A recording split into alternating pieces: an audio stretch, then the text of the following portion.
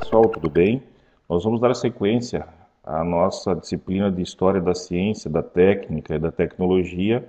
conversando rapidamente agora sobre a história da engenharia mecânica no mundo e no Brasil.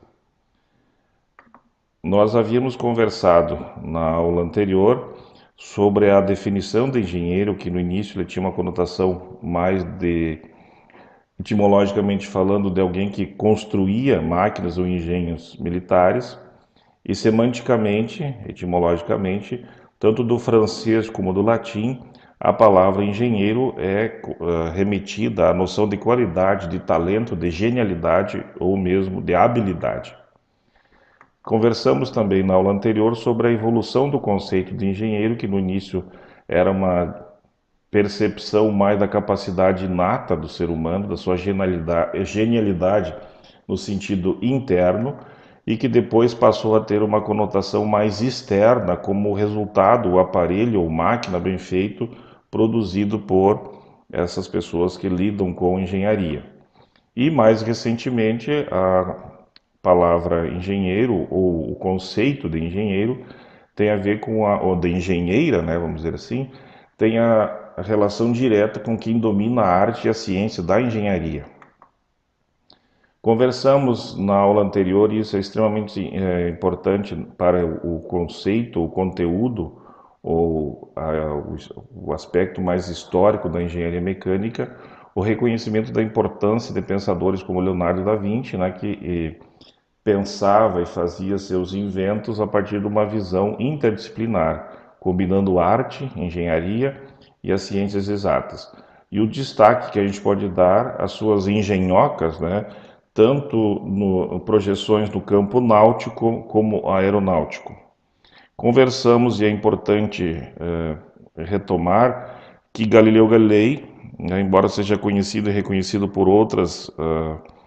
expressões e formas de pensamento, mas aqui nos interessa a questão dessa obra Duas Novas Ciências, onde ele é o primeiro a sistematizar um tratado sobre a resistência dos materiais. É importante também retomarmos a ideia de que o fogo representou uma das grandes inovações do ponto de vista da engenharia, porque permitiu que o homem, com a sua descoberta ou invenção, pudesse se relacionar diferente com o ambiente, produzindo ferramentas e também se protegendo das intempéries e dos animais e assim por diante. Conversamos já na aula anterior, e é importante retomar aqui quando a gente fala de engenharia mecânica, sobre a importância do surgimento, da invenção e do aperfeiçoamento da roda. Um terceiro elemento na revolução da engenharia, e se deve às investigações científicas de Arquimedes, o surgimento da alavanca. E a quarta dimensão, que já foi tratada na aula anterior sobre a revolução da engenharia, é o surgimento da agricultura como fixação do homem em um determinado espaço, e isso exige a produção, confecção e aperfeiçoamento de ferramentas. Também havíamos conversado, e é sempre importante retomar, a ideia de que a engenharia, no início, nas suas definições, ela tinha relação com os engenhos de guerra. No caso específico da engenharia mecânica, é importante pensar que o ofício de um engenheiro mecânico ou de uma engenheira mecânica não é simplesmente construir máquinas, né, de transporte ou de fabricação, de produção em série e assim por diante. Um dos exemplos que a gente encontra na literatura, e mesmo conversando e analisando o ofício do engenheiro mecânico, é a produção de equipamentos, de artefatos também na área de saúde. Um exemplo mais clássico é a produção do coração mecânico ou do coração artificial. É importante para todos nós retomarmos o sentido de que, lá na época da pedra lascada, os desafios para o ser humano eram de um determinado modo apresentado ou se apresentavam, que ele tinha que fazer, construir soluções a partir daquilo, das suas habilidades, embora rudimentares, mas que, ou armas ou ferramentas que pudessem auxiliá-lo em sua sobrevivência, em sua subsistência. Depois, com o surgimento da agricultura e no período que a gente chama de pedra polida, vão surgindo novas demandas e também vão sendo produzidas novas ferramentas, novos equipamentos para facilitar a vida e o trabalho no campo. Havíamos conversado também sobre a questão dos metais, e é extremamente importante reconhecer que naquilo que a gente chama de era dos metais, essa evolução do cobre até o ferro, para que o ser humano pudesse, com isso, construir ferramentas, construir equipamentos, né, que de algum modo lhes garantiam a sobrevivência e muitas vezes também a sua segurança em relação a outros povos quando eram atacados e assim por diante. Mas o grande filão desse período é justamente essa capacidade do ser humano intervir, dominar e compreender os elementos químicos e físicos para construir ferramentas, né, e até mesmo armas com maior eficácia, durabilidade e eficiência. Alguns fatos e autores que são importantes dentro do contexto dessa nossa aula é o próprio Heron de Alexandria, ou Herão, como a gente fala em português, por ter inventado a Eulípila, que é de algum modo a base técnica, tecnológica, científica para a máquina a vapor muitos séculos depois. Um outro elemento também importante é a invenção da catapulta, né, em 282 a.C., como uma ferramenta ou um engenho extremamente importante e decisivo em combates, em guerras, né, pela sua eficiência e eficácia com relação ao arremesso, né, de vamos dizer assim, de bolas, de pedra, de metais e de esferas, né, que faziam um grande estrago nos exércitos inimigos e nas barreiras, nos castelos, vamos dizer assim, ou então nas construções daquela época. Conversamos também, e é aqui só a título de retomada, os princípios da estática, né, e o surgimento e a invenção da alavanca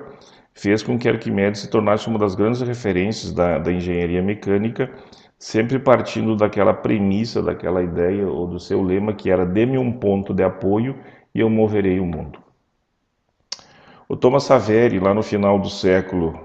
XVII, início já do século XVIII, criou a possibilidade e patenteou também alguma coisa relacionada à máquina a vapor e também às bombas a vapor, que depois permitiram o desenvolvimento de algumas tecnologias e técnicas, né, que foram gradativamente possibilitando a máquina contemporânea, o motor contemporâneo. O Newcomen é importante porque Thomas Newcomen, em 1712, patenteou uma invenção extremamente relevante, que era a bomba de sucção a vapor, que permitia o trabalho nas minas, né, a partir do movimento, do movimento de retirada da água, que era o grande desafio para os trabalhadores e para o ofício de minerador na época, que gerava muitas riquezas. O Alexandre Volta é extremamente importante porque a sua descoberta, conciliando química e física, né, vão trazer o desenvolvimento e a possibilidade da pilha, que vai servir de base também para outros inventos e produção de outros saberes e fazeres na área da engenharia. A importância também, nos anos seguintes,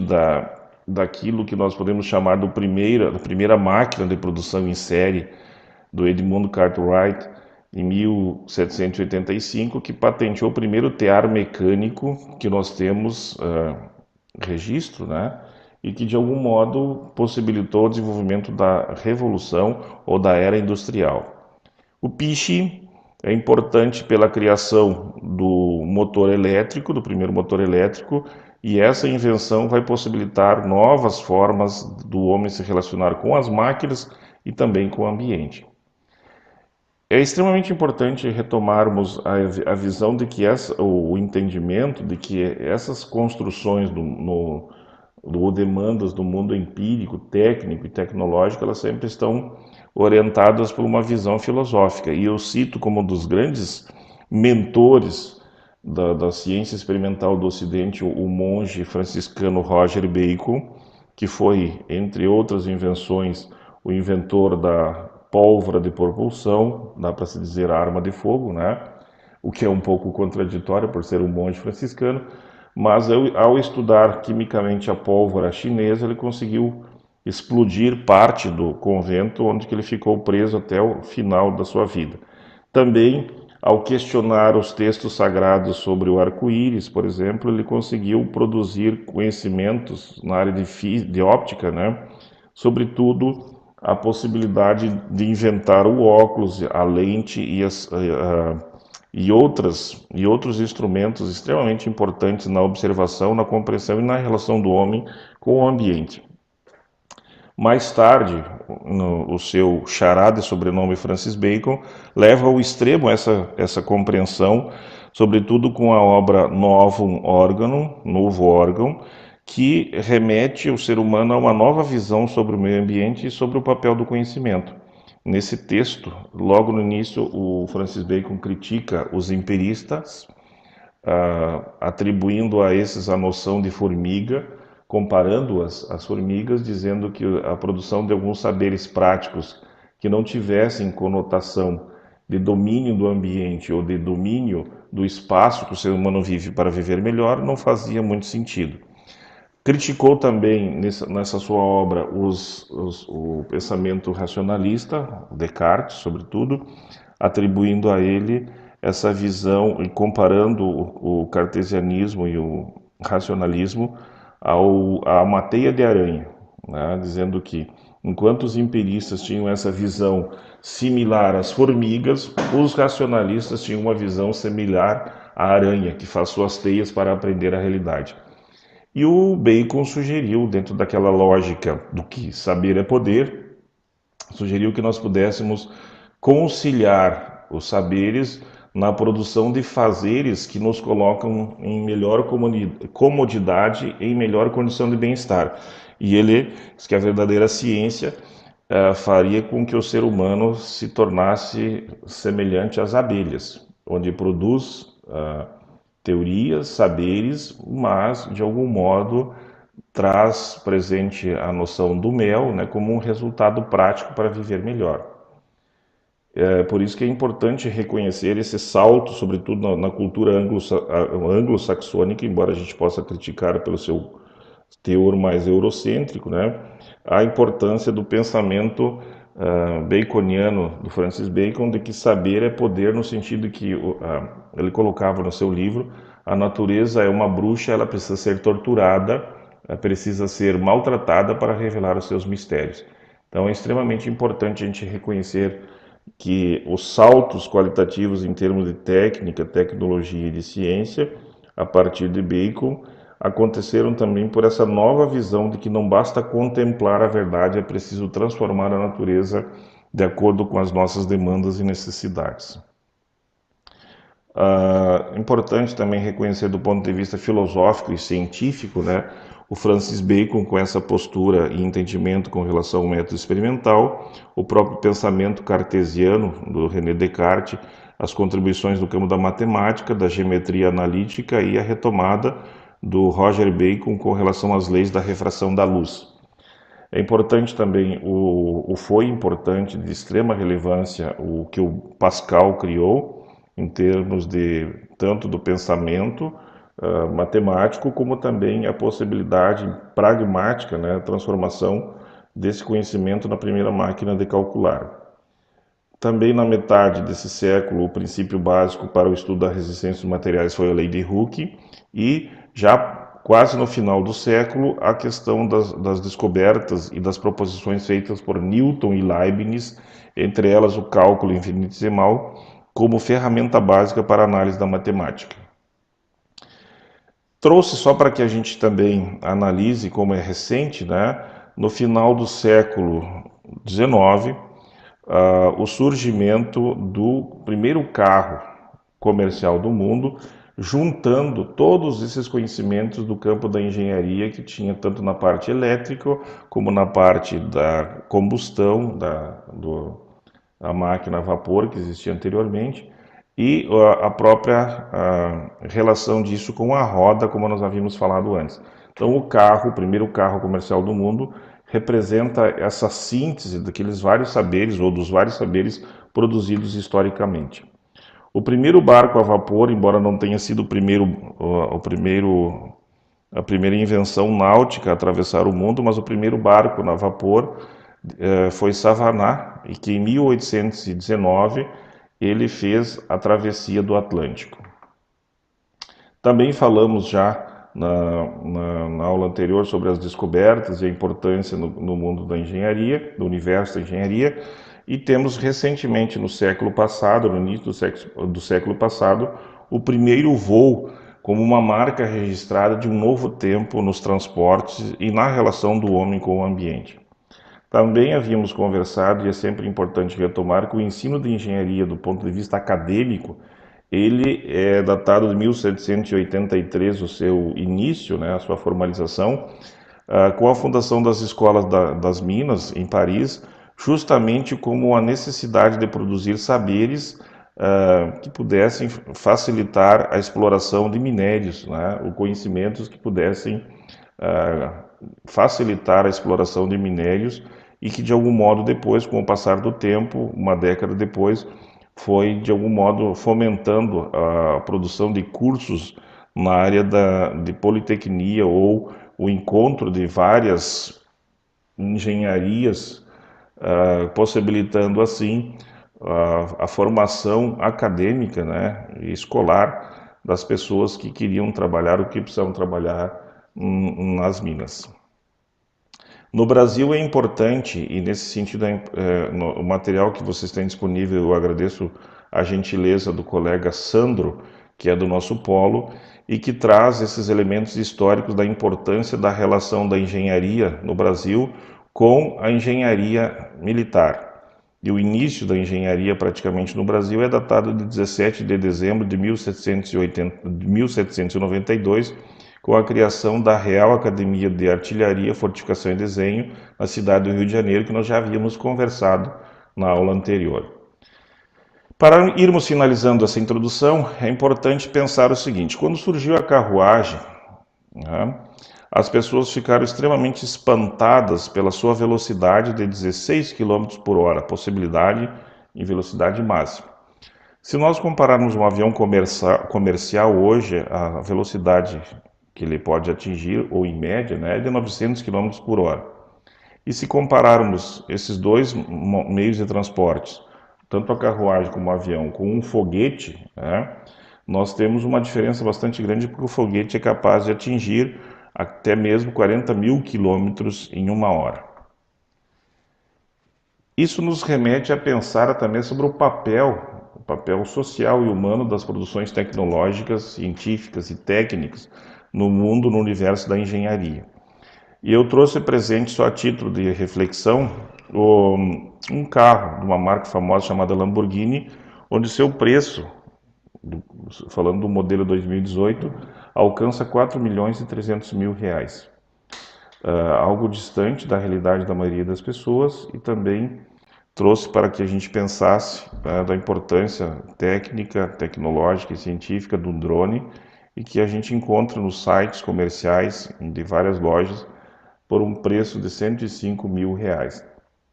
Talvez esse seja o grande paradoxo, não só da engenharia, mas como da técnica, da ciência, da tecnologia, que é a produção de saberes que se tornam distante da realidade da maioria das pessoas. Um outro elemento que eu trouxe para a gente pensar em termos de engenharia mecânica é a possibilidade que temos hoje de construirmos até mesmo um coração artificial. Por outro lado, o paradoxo de que esse mesmo coração artificial, para que ele funcione, né, e seja implantado, o custo de fabricação e dos procedimentos todo passa de 200 mil reais. Naquele livro do Ponto de Mutação, do Capra, ele questiona justamente isso. Quer dizer, em muitos casos, a necessidade de substituir o coração é resultado de má alimentação. Então, o próprio ser humano vai produzindo gradativamente, através de uma relação errada com a alimentação,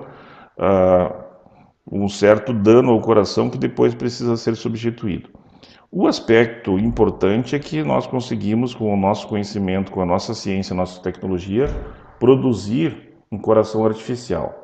O paradoxo é que, né, temos uma relação errada com a alimentação que precisamos substituir o coração, e caso precisássemos substituir, a possibilidade de que a gente faça isso é muito pequena, tendo em vista que a maioria das pessoas não teria um valor de R$ 200.000 ou algo em torno disso para fazer um procedimento dessa forma. Por outro lado, também nós temos na nossa direita aqui o mundo da engenharia mecânica visitando a nanociências e a nanotecnologia. Hoje a gente consegue produzir equipamentos, né, muito pequenos, capazes de intervir tanto do ponto de vista biomédico como do ponto de vista científico, né, tanto para cura como para intervenções cirúrgicas, para tratamento e assim por diante. O curioso é que nós produzimos saberes hoje, um nano, né, da nanotecnologia, um nanômetro, o parâmetro de medida que a gente chama, utilizado para a nanociência e a nanotecnologia, é algo, o nano, pelo que se sabe, ele é 100.000 vezes menor do que um fio de cabelo, a espessura de um fio de cabelo. Isso dá uma dimensão do que está sendo produzido e em que campos. A gente conseguiu superar até mesmo a noção de célula, de átomo ou de molécula, e estamos trabalhando num universo extremamente minúsculo, né, produzindo equipamentos, máquinas, né, tanto para a questão de cura, tratamento e também intervenção e produção de materiais de toda a ordem. E a questão final que a gente poderia fazer é o seguinte: por outro lado,